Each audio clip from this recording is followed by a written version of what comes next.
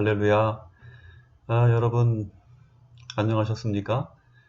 어, 벌써 9월이 지나고, 8월이 지나고, 9월 첫째 주를 우리가 맞고 있습니다. 오늘 9월 2일인데요. 이제 태풍이 온다는 그런 소식이 있고요. 그래서 그런지, 뭐, 남쪽 지방은 폭염이 기승을 부린다 그러는데, 서울은 그렇게 덥지는 않은 것 같습니다. 그리고 아침, 저녁으로 그 느낌이 그래서 그럴까요? 좀 선선한 바람이 부는 것 같고, 이제 한여름의 그 더위는 지나간 것 같습니다. 이렇게 세월의 그 흐름 속에서 기온이 바뀌고 그러는 것처럼, 지금 코로나 사태로 인한 이런 위기의 순간들, 이런 상황들도 좀 바뀌었으면 좋겠습니다. 그러나 이제 예상하기는 이제 기온이 떨어지고 이제 환절기가 오면서 독감과 더불어서 이 코로나 바이러스가 더 큰 위력을 발휘할 거다. 이런 우리의 기대와는 다른 그런 전망을 하는 그런 시간이기도 합니다. 아무쪼록 여러분 방역 수칙 잘 지키시고 또 위생 관리 철저히 하시고 마스크 잘 쓰시고요. 그리고 다중시설 사람들이 많이 모이는데 가지 마시고, 요즘에는 병원 가는 것도 참 위험하다고 그런 얘기들을 하죠. 저희 어머님도 몸이 좀 편찮으셔서 아침마다 한의원 가서 침을 맞고 오시는데, 또 그걸 못하면 몸이 막 힘드신가 봐요. 그래서 아침마다 이제 한의원을 가신다 그래서 걱정을 했더니 아침 일찍 가면은 아무도 없다고, 아무도 없을 때 가서 제일 먼저 맞고 오면 그러면 좀 위험이 덜하다고, 그러면서 이제 꼭 다녀오시길 원하시는 거예요. 그래서 또 뭐 그렇게 안 하시면 마음도 몸도 이제 더 불편하고 힘들어지시니까 그냥 어쩔 수 없이 다녀오시라고 그렇게 얘기하는데, 여러분들한테는 그런 말씀 드리고 싶어요. 좀 힘들고 어렵더라도 평소에 건강관리 좀 더 잘하시고, 운동도 좀 더 하시고, 음식 잘 챙겨 드시고, 그래서 아무쪼록 지금이 가장 그 위험한 그런 시기라 그러죠. 이번 한 주간 잘 지내시고, 또 건강한 모습으로 여러분 함께 만날 수 있는 그날 기약하면서, 무엇보다도 하나님께서 우리를 지켜주시고 인도해 주셔서 시편 1절에 있는 말씀처럼 푸른 풀밭 쉬만한 물가로 인도해 주시는 그 은혜 안에서 저희들이 건강을 다시금 회복하고 또 만날 수 있는, 대면에서 이렇게 예배드리고 교제할 수 있는 그날이 속히 오기를 기도하겠습니다. 오늘은 수요 기도의 시간이고요. 오늘 함께 나눈 말씀의 제목은 제자인가 사탄인가 라는 제목입니다. 오늘 함께 나눌 말씀은 마태복음 16장 21절부터 28절에 있는 말씀입니다. 우리 함께 말씀 보겠습니다.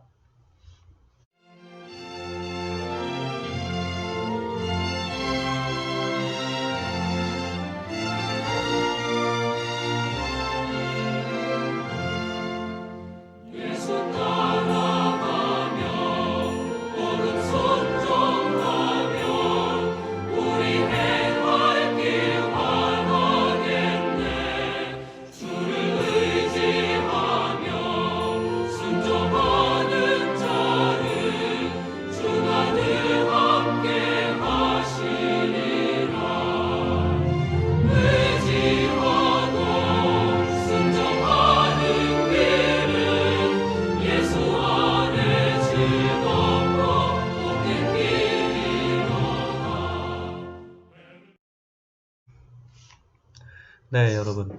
우리 조상들은 특별한 그런 명절이 있고 그러면, 한마당, 그 놀이마당을 이렇게 만들어서 씨름도 하고, 그리고 또 한편에서는, 뭐, 탈춤도 치고, 윷놀이도 하고 줄다리기도 하고 그런 다양한 민속놀이들을 즐기셨죠.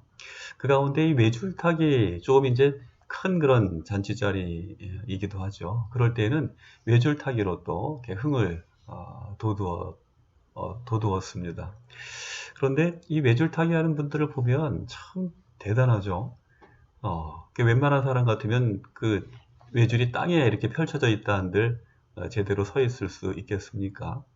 그런데 이분들은 공중에 매달려 있는 그 외줄에 그야말로 서 있기도 힘든 그 외줄 위를 어떻게 걸어 다니는 걸까? 이제 항상 궁금증을 가지고 있습니다.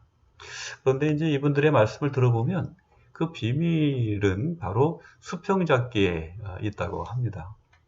그래서 줄을 딛고 서 있는 발이 차나의 축이 되고 그리고 양팔이나 그리고 머리 또 엉덩이 등을 이용해서 몸의 수평을 잡는다는 것입니다.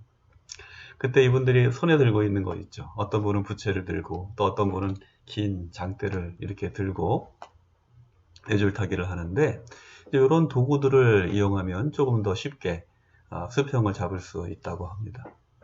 그런데 여러분 외줄타기를 할 때 수평 잡기가 중요한 것처럼 우리 구원의 길을 걷는 우리 성도들 역시 영적인 수평을 잘 잡는 것이 매우 중요하다는 사실을 성경은 우리들에게 가르쳐 주고 있습니다.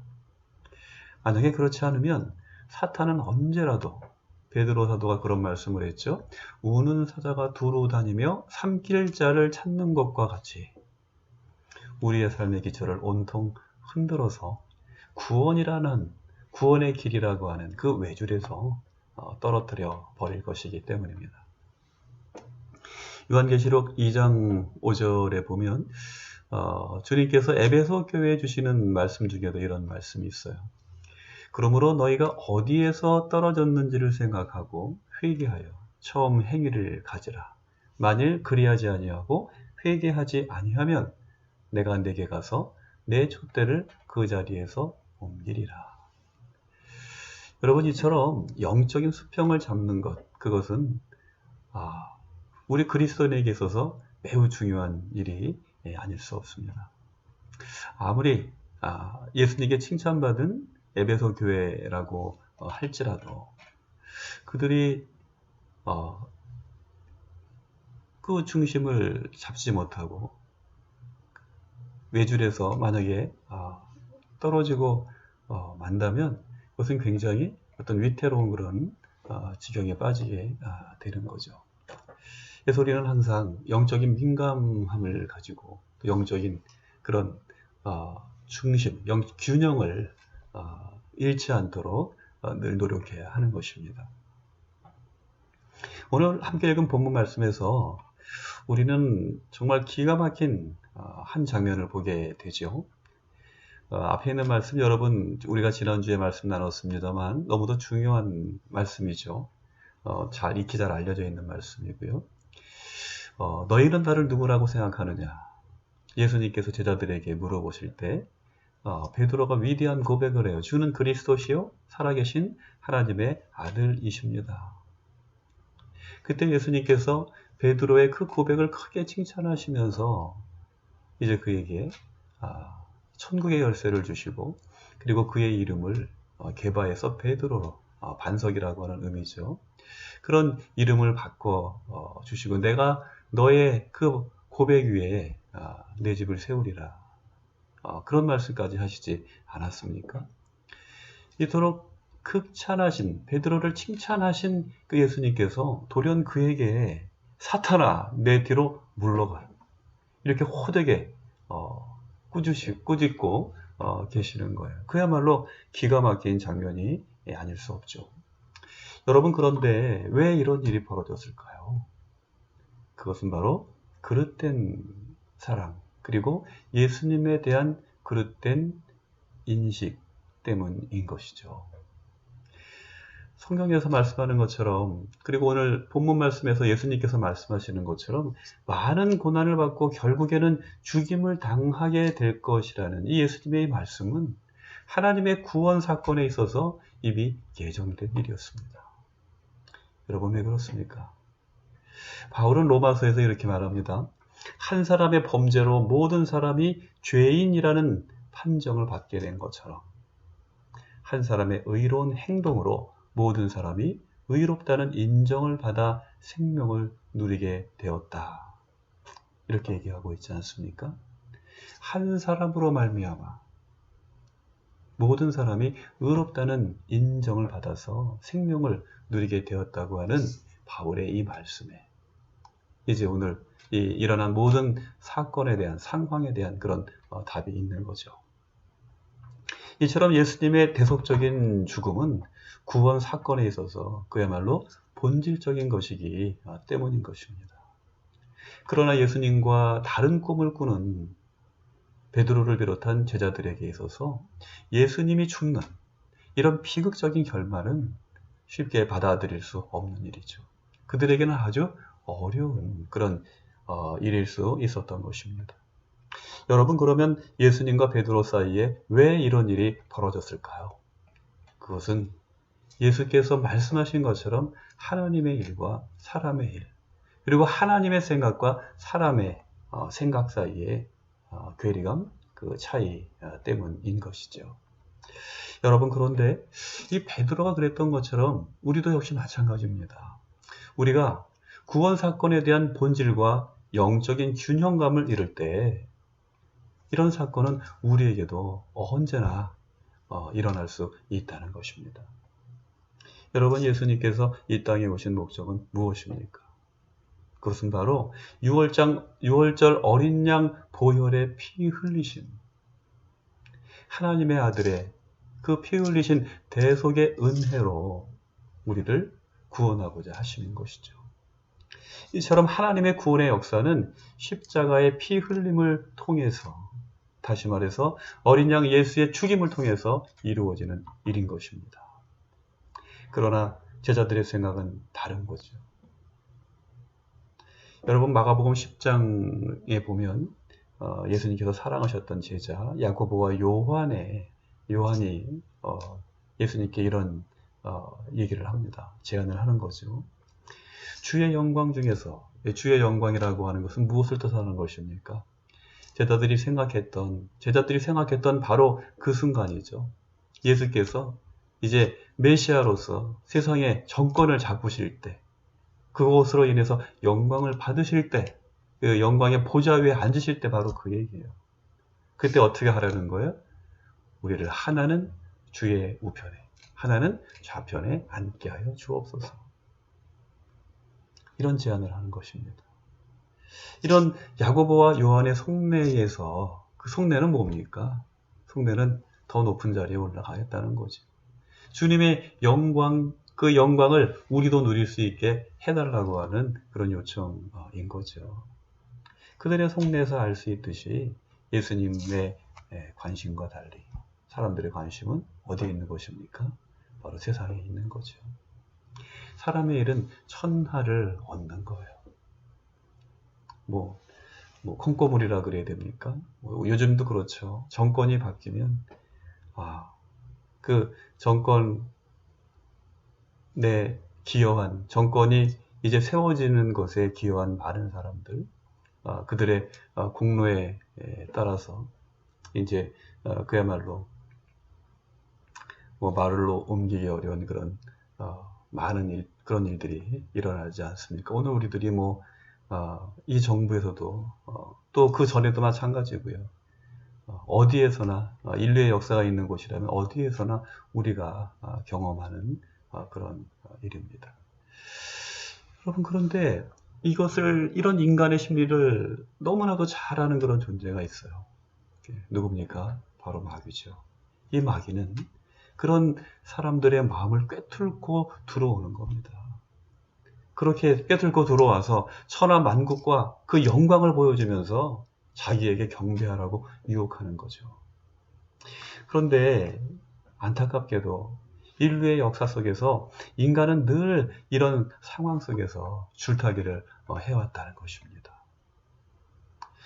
이러한 상황 속에서 예수님과 베드로의 대화, 그것을 통해서 정말 우리에게 알려주시고자 하는 것은 바로 그런 거예요.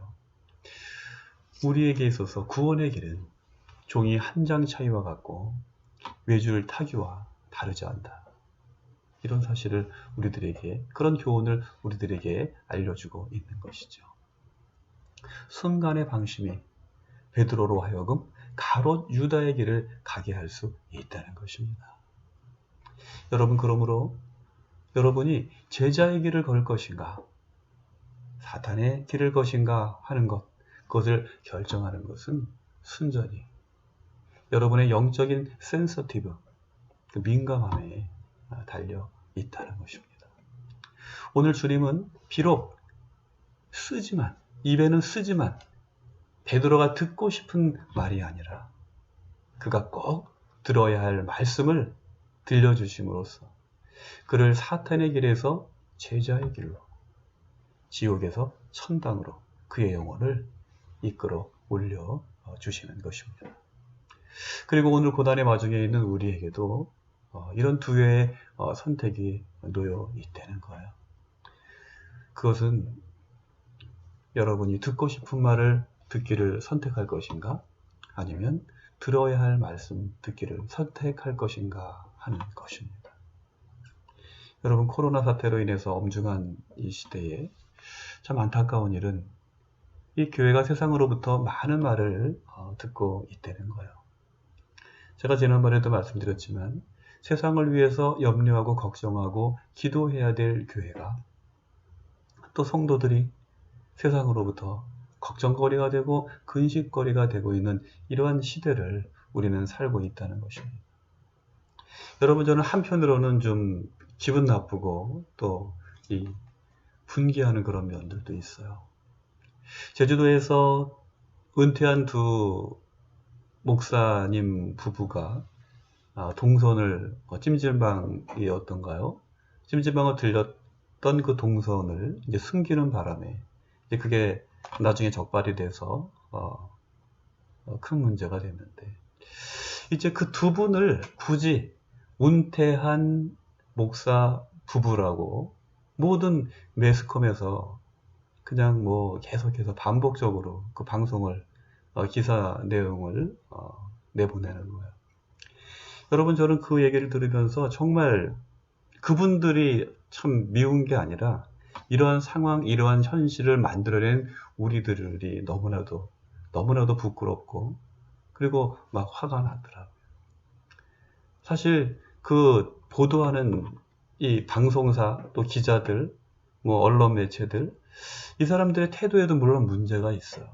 그분들이 만약에 종교 활동을 하러 가서 그런 문제가 생겼다면 목사 부부라고 이야기해도, 은퇴한 목사 부부 아니라 현직 목사라고 해도 할 말이 없죠.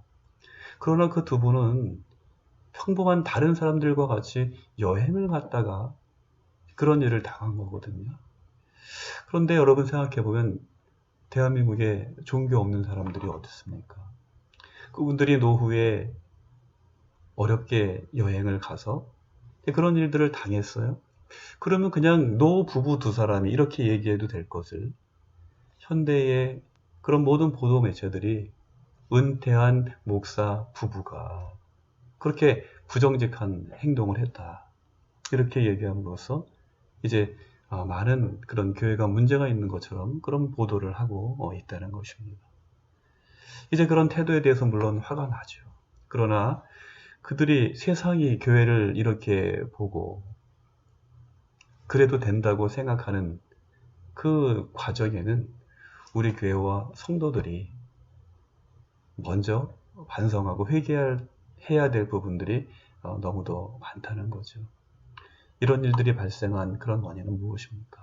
그것은 바로 우리가 제자의 삶을 살기보다는, 우리가 주님의 십자가를 지고 그 길을 따라 걷는 그런 삶보다는 다분히 우리의 세속적인 욕심과 욕망을 위해서 살아온 그런 결과가 아닌가, 이런 생각들을 해보니까 너무나도 힘들고 너무나도 이 상황이 아픈 거예요. 그래서 여러분, 이런 코로나 사태를 통해서 우리들은 마음 가운데 다시 한번 생각해야 된다는 거예요. 우리가 뭐 세상 사람들로 하여금 인정받는 것이 중요해서가 아니라 우리가 참으로 하나님 앞에서, 예수님 앞에서 제자로서의 삶을 살고 있는가? 아니면 예수님께서 베드로에게 준엄하게 사탄아 내들어 물러가라 말씀하셨던 그 상황, 우리가 베드로와 같은 그 길을 걷고 있지는 않는가? 우리 마음 가운데 다시 한번 우리가 우리의 영적인 그런 균형감이 있는 그런 삶을 살고 있는가? 우리 자신을 되돌아보고 또 참으로 주님께서 우리에게 보여주시고 주님께서 걸어가신 그 길을 걷도록 다짐하고 결단하는 우리들이 되어야 되겠다. 이런 생각들을 다시 한번 해보게 됩니다. 오늘 주님께서 만약에 우리에게 오신다면 우리의 이러한 삶의 모습들, 우리의 어떤 영적인 이 균형이 깨어진 이러한 삶을 살아가는 우리의 모습을 보신다면 과연 뭐라고 말씀하실까? 우리가 다시 한번 오늘 예수님과 베드로의 대화를 생각해 보면서 참으로 주님께서 기뻐하시는 길, 주님께서 인정하시는 길, 주님께 영광 돌리는 그런 삶을 살아가는 저와 여러분이 되시기를 주님의 이름으로 기도하며 축복합니다. 오늘 주님께서 주신 말씀 다시 한번 생각하면서 우리가 묵상하는 그런 시간 갖도록 하겠습니다. 사탄아 내 뒤로 물러가라. 너는 나를 넘어지게 하는 자로다. 내가 하나님의 일을 생각하지 아니하고 도리어 사람의 일을 생각하는도다. 여러분은 하나님의 일을 생각하십니까? 아니면 사람의 일을 생각하십니까? 오늘 말씀에 비추어서 우리의 영적인 그런 균형감을 다시 한번 생각하고 다시금 회복하는 그런 시간이 되기를 바랍니다. 기도하겠습니다. 자비하시고 거룩하신 하나님, 은혜와 사랑을 감사드립니다. 지난 3일 동안도 하나님께서 눈동자와 같은 사랑으로 우리를 지키시고 보호하시고 인도하심으로 이 힘들고 어려운 시간들 속에서도 우리가 주님을 의지하여 주님과 함께 동행함으로 믿음으로 승리할 수 있도록 복과 은혜 주심을 감사드립니다.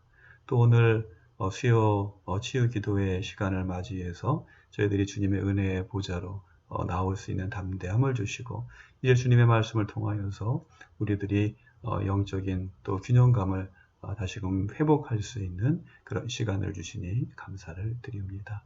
하나님, 이 시간들을 통하여서 참으로 우리가 하나님의 자녀로서 거룩한 성도로서 우리가 마땅히 감당해야 될 일이 무엇인지 다시 한번 생각할 수 있는 그런 믿음을 우리에게 주시옵시고 참으로 하나님께서 기뻐하시는 결단과 그리고 또 삶을 살아내므로 말미암아 이 시대 정말 흔들리는 이 시대 위기가 있고 근심이 있고 불안이 있고 염려가 있는 이러한 시대 속에서 참으로 빛과 소금의 사명을 감당하며 생명력 있는 그리스도인의 삶을 살아갈 수 있는 저희들 될 수 있도록 인도해 주시기를 원합니다.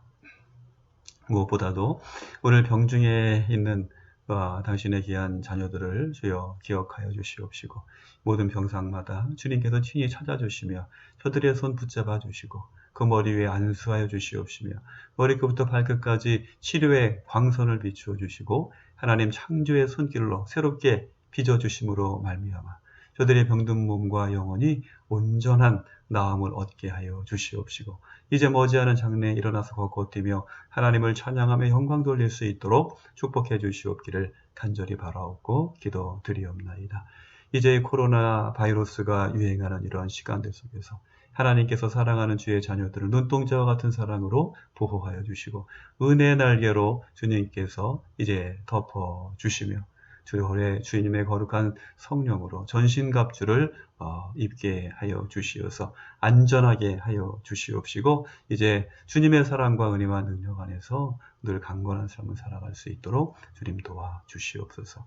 오늘도 치료하는 손길들과 모든 의료진들에게 하나님의 지혜와 명철과 총명함을 주시고 저들의 가정에 하늘의 참된 평강과 위로를 주심으로 말미암아 저들이 생명을 살리는 일에 최선을 다할 수 있도록 인도하여 주시옵소서. 오늘도 방역과 또 여러 가지 수해 복구와 또 어려운 일들을 하는 일들 또 나라의 안정과 평화를 위하여서 수고하는 우리 경찰과 소방대원들 그리고 국군 장병들을 주님께서 기억하여 주시옵시고 저들을 안전하게 지키시며 보호하시며 인도하여 주시옵소서. 오늘도 하나님의 크신 사랑과 자비의 은총이 우리 가운데 함께하여 주시옵시고 주님께서 주시는 사랑과 은혜와 평강과 치유하심으로 인하여서 오늘도 힘들고 어려운 가운데에도 기쁨 가운데 주님을 찬양하며 하나님의 자녀된 삶을 살아가는 저희들 될 수 있도록 인도하여 주시옵소서. 하나님의 크신 사랑과 눈동자와 같이 보호하시는 은혜가 우리 가운데 함께하여 주실 줄 믿고 감사를 드리며 모든 말씀 예수 그리스도의 이름으로 기도하옵나이다. 아멘. 주기도문으로 오늘 치유 기도회를 마치도록 하겠습니다. 하늘에 계신 우리 아버지여, 이름이 거룩히 여김을 받으시오며 나라가 임하시오며 뜻이 하늘에서 이루어진 것 같이 땅에서도 이루어지이다. 오늘 우리에게 일용할 양식을 주시옵고 우리가 우리에게 죄 지은 자를 사하여 준 것 같이 우리 죄를 사하여 주시옵고 우리를 시험에 들게 하지 마시옵고 다만 악에서 구하시옵소서. 나라와 권세와 영광이 아버지께 영원히 있사옵나이다. 아멘. 네, 여러분, 이것으로 수요 기도회를 마쳤습니다. 이번 한 주간 동안도 여러분 건강하고 평안하게 지내시기를 바라고요. 태풍이 온다고 그러죠. 이 태풍 속에서 또 그 큰 피해 없기를 바라고요. 여러분을 위해서 늘 기도합니다. 저희들이 아침마다 경건의 회의를 하고 이제 경건의 기도회를 시작하고 하루의 일과를 시작하는데요. 여러분 한 분 한 분 우리가 얼굴을 기억하면서 또 여러분 이름 불러가면서 여러분들을 위해서 늘 기도합니다. 기도하는 그런 손길들이 있다는 거 여러분 기억하시고 언제나 임마누엘 주님의 사랑과 은혜 안에서 승리하는 복된 삶을 사시기를 주님의 이름으로 축복합니다. 다음 주일 예배 때 또다시 뵙기로 하겠습니다. 건강하세요. 감사합니다.